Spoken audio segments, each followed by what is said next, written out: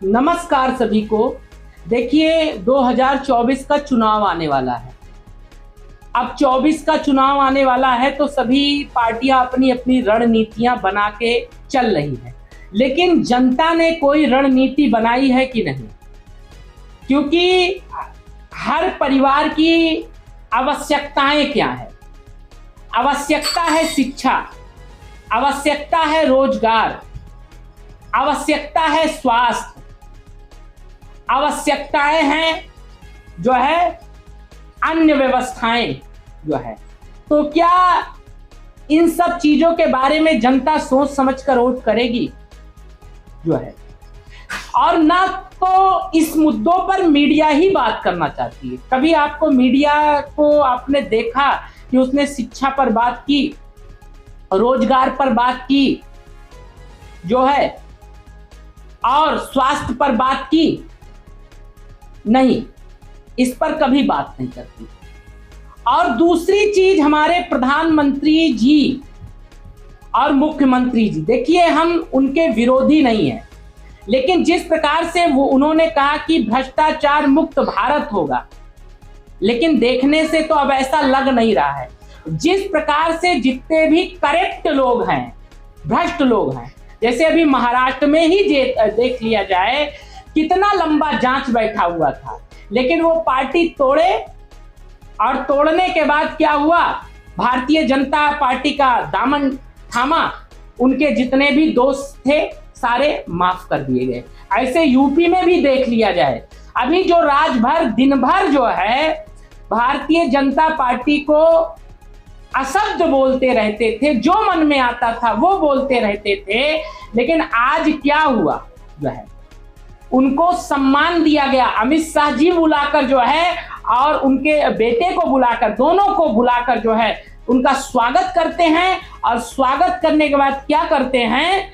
Tweet भी करते हैं कि राजभर जी यदि हमारे साथ जुड़ते हैं तो हमारी पार्टी को मजबूती मिलेगी। अब ऐसे व्यक्ति से क्या मजबूती मिलेगी? थोड़ा सा आप विचार करके, चिंतन करके, विवेक दौड़ाकर सोच कर देखिएगा, कोई वो मिलेगा आपको? लगता है ऐसा जो है मजबूती? हो सकता है इनके रहने से नुकसान ही हो, क्योंकि ये जैसे गिरगिट होता है, अपना रंग बदलता रहता है, उससे तेज जो है राजभर जी रंग बदलते रहते हैं।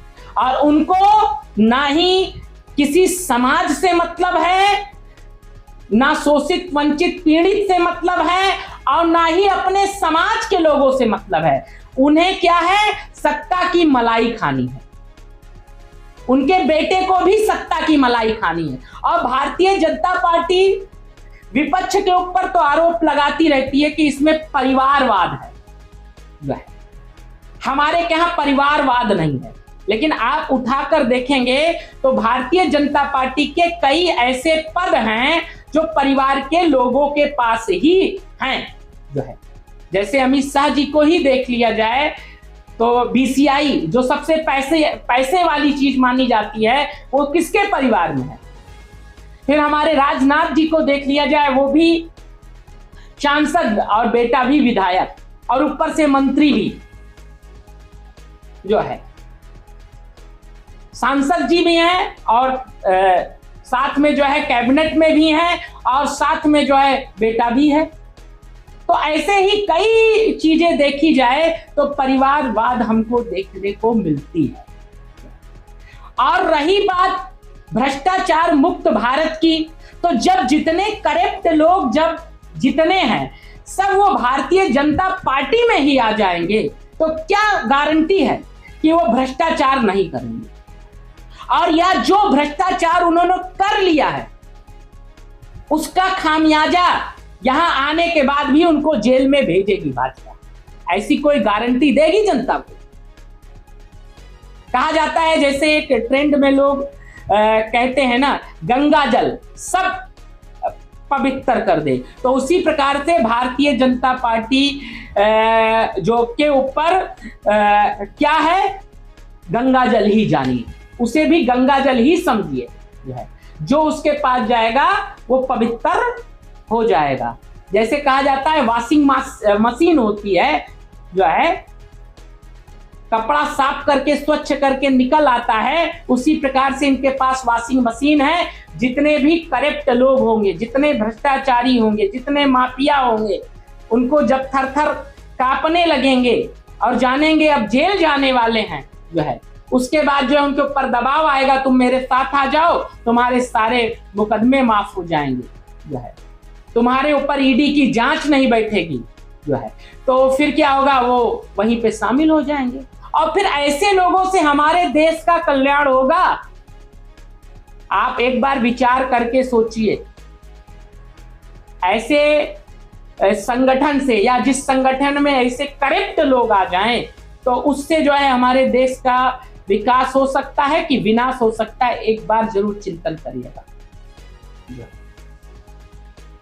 आज हमें आवश्यकता मूलभूतों की है, उस पर कार्य होना चाहिए और ऐसे करप्ट लोगों को जो अपने साथ ले उसका बहिष्कार भी करना चाहिए। अब लोग पूछेंगे कि विपक्ष में तो कोई है ही नहीं, उसमें भी करप्ट है।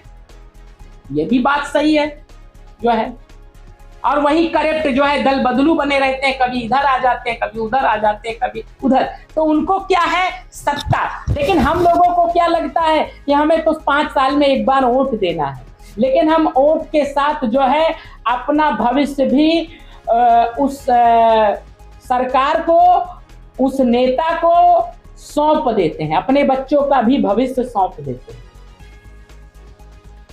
तो कुछ ना कुछ तो ऑप्शन आप लोग जब निकालेंगे, जनता जब विचार करेगी, लोग उनसे पूछेगी, विपक्ष और पक्ष दोनों से पूछेगी कि आपने इस व्यक्ति को जेल भेजने की बात कही, आज इसके ऊपर इतने घोटाले हैं जो है, आप इसको क्यों शामिल कर रहे हैं? अगर ऐसा करेंगे तो हम आपका साथ नहीं देंगे।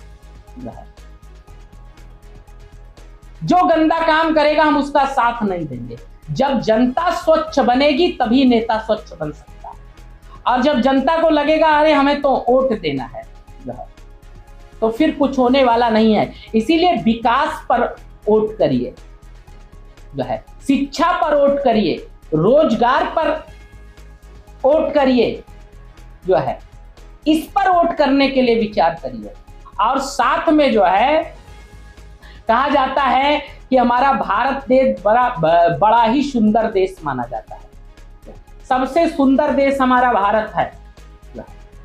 तो इसलिए मैं ये भी कहना चाहता हूं कि भारत से सुंदर देश कोई नहीं है, और भारतीय से दयालु भी कोई नहीं है। तो हम लोग बड़े दयालु हैं। हम लोग जो है जल्दी पाखंडियों के चक्कर में, ढोंगियों के चक्कर में, भ्रष्टाचारियों के चक्कर में पड़ जाते हैं और बहक जाते हैं जो है। तो अब की बार ऐसा मत करिएगा, अपना मत विचार करके ही करिएगा, किसी को भी करिएगा जो आपके गांव का, आपके शहर का जो है, आपके देश का, आपके प्रदेश का विकास कर सके। और जो भ्रष्टाचारी रहें, जो करप्ट रहें, उनको जेल भेजने की क्षमता रख सके।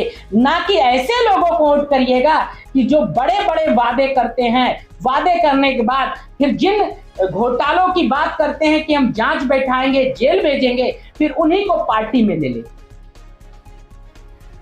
जो कहते हैं हम रेप रोकेंगे, फिर रेप के ही आरोपी को साथ में ले लेते हैं, उसी को बचाने का काम करते हैं, छेड़खानी करने वाले को बचाने का काम करते हैं। तो इसीलिए मैं हाथ जोड़कर एक निवेदन यही करना चाहूंगा कि 24 का जो चुनाव है वो महंगाई के साथ जो है, महंगाई पर होना चाहिए, वो रोजगार पर होना चाहिए, वो विकास पर होना चाहिए, वो स्वास्थ्य पर होना चाहिए, वो भ्रष्टाचार पर होना चाहिए जो है। जब इस पर हम विचार करेंगे और इस पर एक मंथन करेंगे और जनता जब स्वयं से सवाल पूछना शुरू करेगी तो जाके कुछ बदलाव होगा, वरना बदलाव होने वाला नहीं है। अगर यही हम सोचेंगे, जाएंगे बटन दबा दिया हमारा काम तो खत्म यह है, हमें इस चीज के लिए वोट देना था, हमने दे दिया। हमें एक चीज के लिए वोट नहीं देना है, हमें कई चीजों के लिए वोट देना है। जैसे शरीर में पंच तत्व से बना है, पांचों चीजों की आवश्यकता है। अग्नि की आवश्यकता है, जल की आवश्यकता है, जो है पृथ्वी की आवश्यकता है, आकाश की अवस्था है, जो है आवश्यकता है, जो है, और साथ में जो है वायु की आवश्यकता है। उसी प्रकार से जो है हमें सारी सुविधाओं की जो है आवश्यकता है। हमें बिजली की भी आवश्यकता है, हमें पानी की भी आवश्यकता है, हमें रोजगार की भी आवश्यकता है, हमें शिक्षा की भी आवश्यकता है, हमें सुरक्षा की भी आवश्यकता है। और जब इस पर हम नहीं विचार करेंगे, इसमें से एक भी मिस कर देंगे, तो फिर हम सुरक्षित कभी नहीं रह सकते। इसलिए विचार करिएगा, चिंतन करिएगा, उसके बाद वोट करिएगा।